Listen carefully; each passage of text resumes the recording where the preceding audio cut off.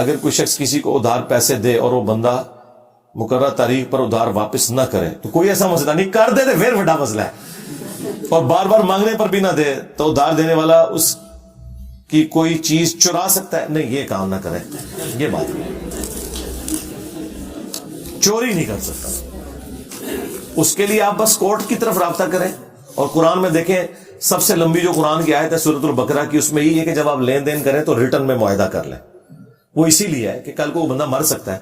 لوائقین سے آپ ڈیمانڈ کر سکتے ہیں یا اس کو کورٹ میں لے کے جا سکتے ہیں، تو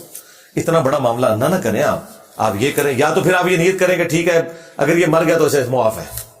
اس طرح بھی بعض لوگ کر دیتے ہیں نا کہ یار چلو اب فوت ہو گیا، پیچھے لے اتار نہیں سکتے تو میں نے ادھار معاف کر دی، یہ تو الگ بات ہے۔ ورنہ ادھار اگر اس طرح بڑے لیول کا آپ لین دین کرتے ہیں تو آپ کو ریٹرن میں ایک دوسرے کے ساتھ معاہدہ کرنا چاہیے تاکہ کل کو آپ کورٹ میں پروڈیوس کر سکیں، اور وہ معاہدہ سٹیمپ پیپر کے اوپر ہو، سادہ کاغذ والا تو چیلنج نہیں ہو سکتا۔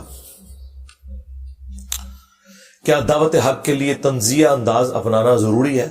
ہاں جی، بعض اوقات ضروری ہوتا ہے، اور ہر بات پہ تو طنز کرنا بھی ضروری نہیں ہے، یہ بھی غلط ہے۔ طنزیہ انداز تو کرنا ضروری ہو جاتا ہے، وہ اس لیے کہ جس شخص کو آپ دعوت دے رہے ہیں اگر انہوں نے آپ کو پوری زندگی تختہ مشق بنا کے رکھا ہے ایک بات کے اوپر، تو اسی بات کے اوپر انہیں آڑ دلا کر اس کے ذریعے ان تک بات پہنچانا یہ ضروری ہو جاتا ہے۔ وہ خود یہی کر رہے ہوتے ہیں۔ مثلا اگر بریلویوں نے حکومت کی ہے نا سب کانٹیننٹ پہ فرقے کے پوائنٹ آف ویو سے، تو وہ اسی بنیاد پہ کیا کہ اہل حدیث گستاخ رسول ہے، دیوبندی گستاخ رسول ہے۔ آج اگر بریلویوں کی کتابوں میں چشتی رسول اللہ نکل آیا تو انہیں ہم کہیں گے نا بھائی تم نے 100 سال آپ سمجھیں کہ نیزے کی نوک پہ رکھا ہے سارے فرقوں کو، یہ بات کہہ کہ یہ گستاخ رسول ہے۔ آج چشتی رسول اللہ نکل آیا تو اب تم یہ کہو کہ ہمیں طنز کیوں کرتے ہو؟ تمہارا اعلیٰ حضرت تو یہی کر کے گیا نا، انہوں نے ساروں کو گستاخ رسول ڈکلیئر کیا نا۔ تو آج اگر اعلیٰ حضرت کی کوئی گستاخی نکلتی ہے تمہارے بڑوں کی تو ہم تمہیں کہیں گے نا یہ تم سے ہی سیکھا ہے نا، تم ہی جو ہے نا چینگی اتار دے سو نا جی انہوں نے اشرف تھانوی صاحب نے پڑھایا سی دیوبندیاں نو کہندے سو نا، ہن چشتی رسول اللہ نکل آئے تھے ان کہہ رہے ہو کہ بزرگوں نے کچھ نہ کہو، اور حالت یہ ہوگی ہے ایک بریلوی مولوی نے نا کلپ چڑھایا، اس نے کہا کہ جہاں تک اشرف علی رسول اللہ کا سوال ہے تو یہ دیوبندی خود ہی اس کا جواب دیں گے، میں صرف چشتی رسول اللہ کا جواب دوں گا۔ اندازہ کرو کل تک انہوں نے پوڑ کے رکھ چھڑ دے سن، انہوں نے میری دشمنی سے کہہ رہے ہیں کہ بھی اشرف علی رسول اللہ دا میں جواب نہیں دیاں گا، وہ دیوبندی خود دین کے تے غلط بھی نہیں میں کہنا، انہوں نے ہونا چاہیے کہ رہا اشرف علی رسول اللہ تو وہ تو ہم ہمیشہ سے غلط کہہ رہے تھے، یہ کہنا چاہیے تھا نا۔ کہہ رہے اس کا جواب تو وہ خود دیں گے، میں اپنا جواب دیتا ہوں کہ یہ ہماری کتابوں میں بعد میں کسی نے داخل کر دیا۔ تو 10 سال پہلے تو مناظرے کر رہے سو چشتی رسول اللہ ہوتے ان کے کرو گے،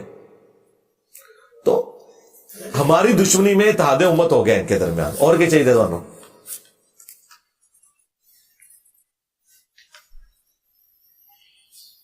ای سپورٹ سے پیسہ کمانا،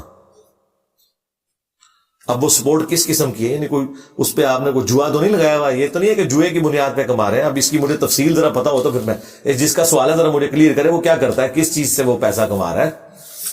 اس میں کوئی پیسہ اس کا ڈوبتا تو نہیں ہے، جوا نہ ہو۔